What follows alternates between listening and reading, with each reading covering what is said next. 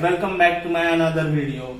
In today's video, we are going to discuss about vegetative reproduction.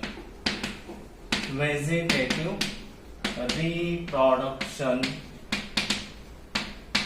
in plants.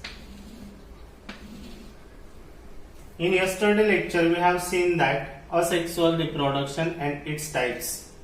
Asexual reproduction does not involve the formation and fusion of gametes. इसके हमने अलग अलग various types भी पढ़े, जिसमें हमने binary fusion पढ़ा, binary fusion के सब टाइप्स पढ़े. उसके बाद में बडिंग पढ़ा हमने, budding, external budding, internal budding, fragmentation पढ़ा, देन स्पोरुलेशन हमने पढ़ा. स्पोरुलेशन के बाद में हमने रीजनरेशन, ये भी टॉपिक डिस्कस किया था. तो प्लांट्स में, ये जो स्पेशली प्लांट्स में asexual reproduction को बोला जाता है vegetative reproduction. The frequently the term is used in plant is a vegetative reproduction instead of asexual reproduction. अभी ये vegetative reproduction plants में किस तरह से हो रहा है? So to occur a vegetative reproduction in plants, plant must have a vegetative part. So let's see which are the vegetative parts of the plants. So vegetative parts of the plants are the root, then stem and leaves. So these are the specially vegetative parts of the plant body. They are also called as the units of they are also called as the units of vegetative propagation. Vegetative propagation. What are the units of vegetative propagation? The units of vegetative propagation in plants are root, stems and the leaves. जी हमने 11th standard में morphology of flowering plants में root के modifications पढ़े थे, stem के modifications पढ़े थे, leaves के मॉडिफिकेशन पढ़े थे. तो इसमें से कुछ सपोज मान लो स्टेम के मॉडिफिकेशन आपने रनर्स पढ़ा हुआ है, सकर्स पढ़ा हुआ है, runners, suckers, offset, then bulbs. So runners, suckers, offset, bulbs, then tubers. These all are capable to giving rise to new plants. So runners, suckers, offset, bulbs and tubers are the units of the vegetative propagation and they are capable of giving rise to new plants. So that's why these all parts are called as a vegetative parts of the plants. For that I have a very special example. आपने terror of Bengal ये plant का नाम सुना होगा. Terror of Bengal, जिसको हम बोलते हैं वाटर हाइसिंथ. टेरर ऑफ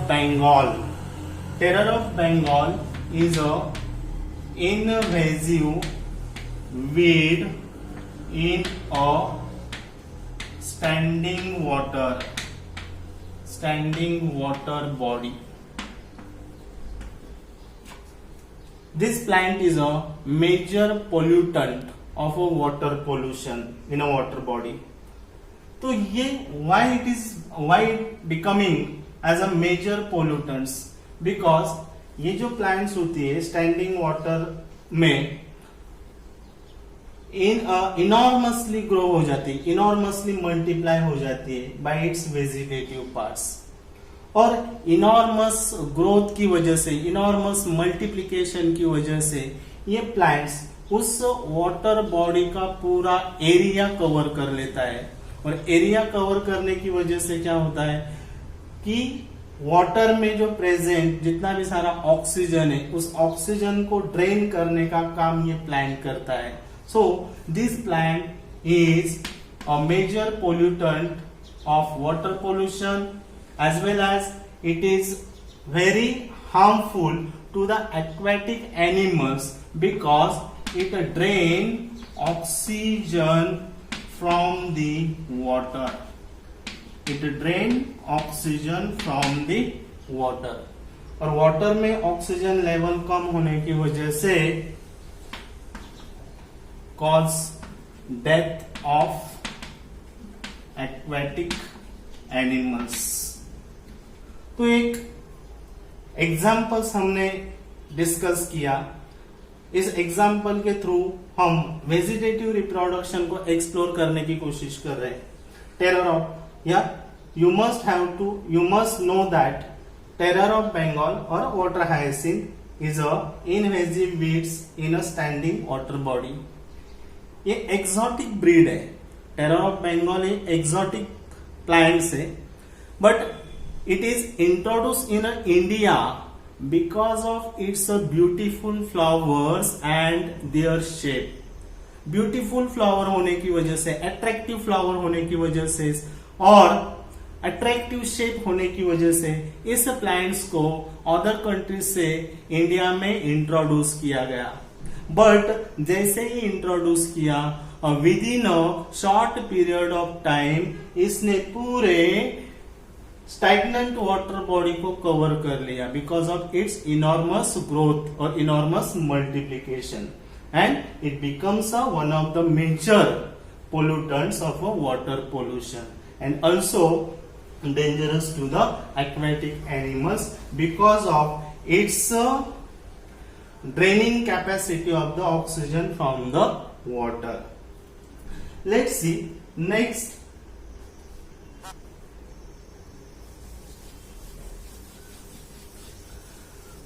आपने पोटैटो, उसके बाद में sugar cane, potato, sugar cane, then banana, ginger. कभी आपने सोचा है कि खेती में पोटैटो, शुगर केन, बनाना और जिंजर का कल्टीवेशन कैसे होता है? How they are cultivated?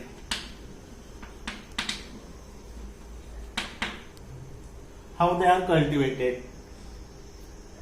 तो जब पोटैटो का कल्टीवेशन करना होता है, जब शुगर केन का कल्टीवेशन करना होता है, या बनाना या जिंजर का कल्टीवेशन करना होता है, तो ये जो सारे रिप्रोडक्टिव यूनिट्स है, मतलब ये ट्यूबर्स हुआ, रूट, ये स्टेम ट्यूबर हुआ, ये स्टेम हुआ, बनाना भी एक स्टेम है और जिंजर भी अंडरग्राउंड स्टेम है। तो ये सारे रिप्रोडक्टिव यूनिट्स हैं और रिप्रोडक्टिव यूनिट्स के ऊपर क्या प्रेजेंस होते हैं? Nodes and internodes.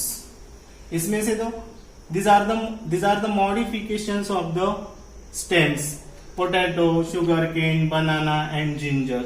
और स्टेम पे नोड्स एंड इंटरनोड्स होते हैं और नोड्स की जगह पे यहाँ पे प्रेजेंट होते हैं scaly leaves. Scaly leaves. So at the node the scaly leaves are present and also there is a presence of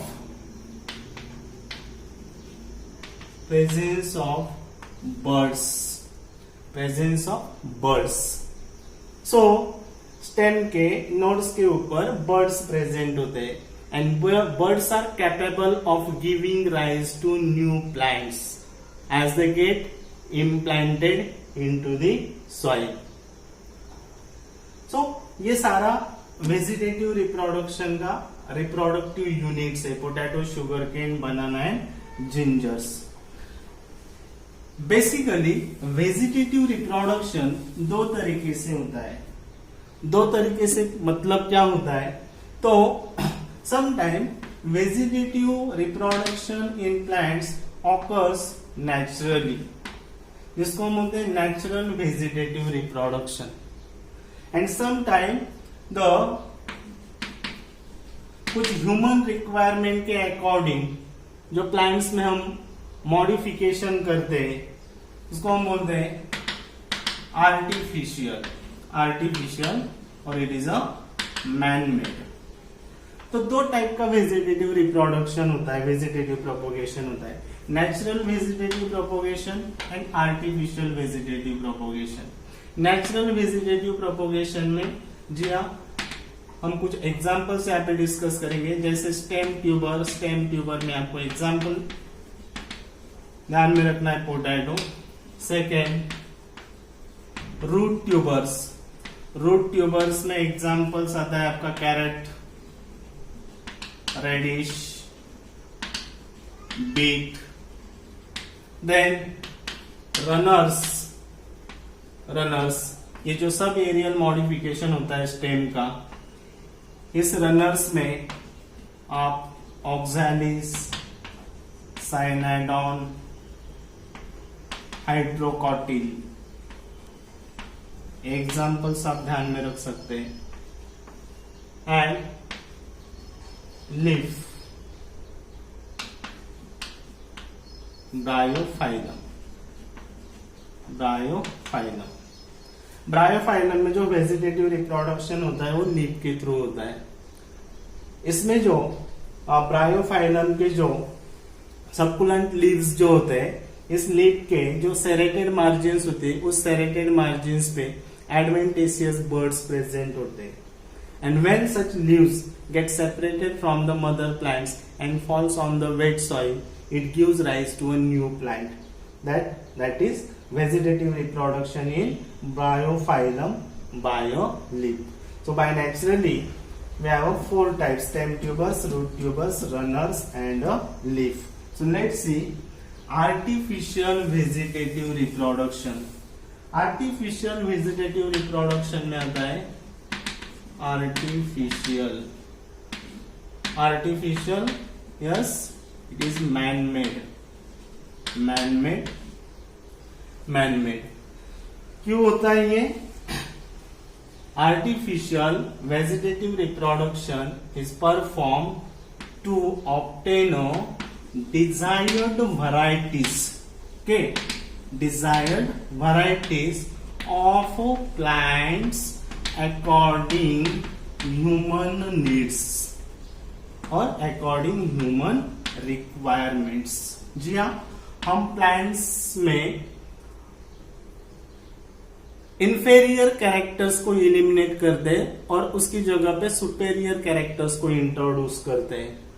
तो that is what we get is a desired variety of plant. So through the artificial vegetative reproduction we get a desired varieties of the plants according to the human requirement.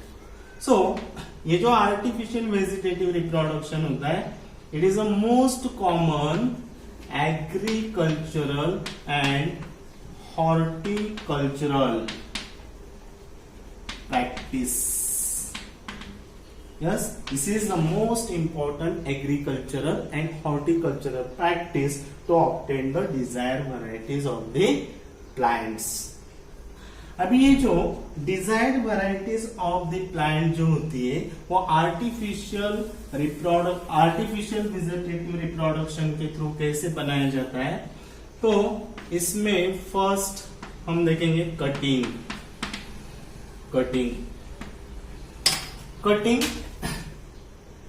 Cutting में in cutting suitable, what we have to do for a cutting, we have to take a suitable piece of any vegetative part. What we have to do, we have to take a suitable piece of any vegetative part. मतलब ये suitable piece root का हो सकता है, stem का हो सकता है या लीव्स का हो सकता है। सो any suitable piece of any vegetative part can be taken for a cutting.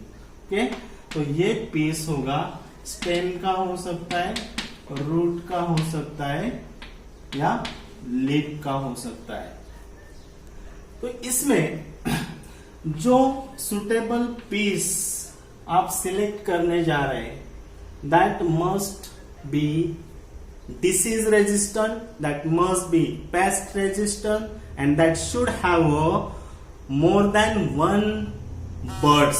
इस पे ज्यादा से ज्यादा birds होने चाहिए, ये disease resistant होना चाहिए और ये pest resistant होना चाहिए.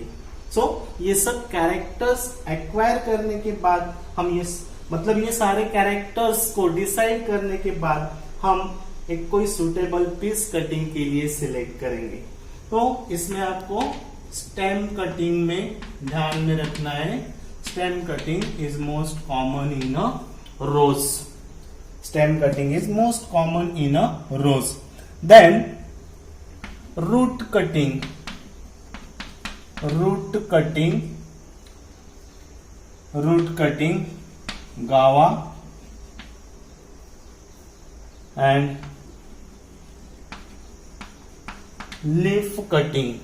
लीफ कटिंग के लिए आपके पास जो एग्जाम्पल्स है वो एग्जाम्पल है सैंसीवेरिया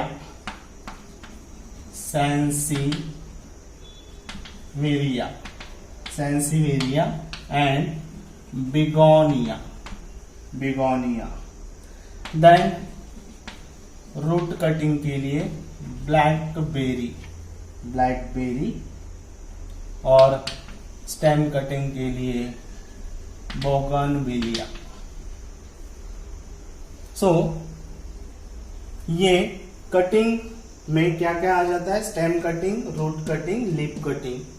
for stem cutting we have to select a suitable piece of stem. It is mostly done in roses and bougainvillea. Okay. Then root cutting. For root cutting, we have to take a suitable piece of the root that should bear a maximum number of birds. Then it is mostly done in a guava and blackberry. Leaf cutting में we must have to use a leaf blade. Leaf cutting में leaf blade यानी जो leaf lamina होता है, this leaf lamina and some time petiole. मतलब कभी कभी leaf blade से नई प्लांट्स इसमें रेज करते हैं लीफ कटिंग में, और some time leaf blade along with the petiole can be used to raise new plants through the leaf cutting, and it is mostly done in Sansevieria and Begonia. So this is all about the cutting. Second type we have in artificial vegetative reproduction is a grafting.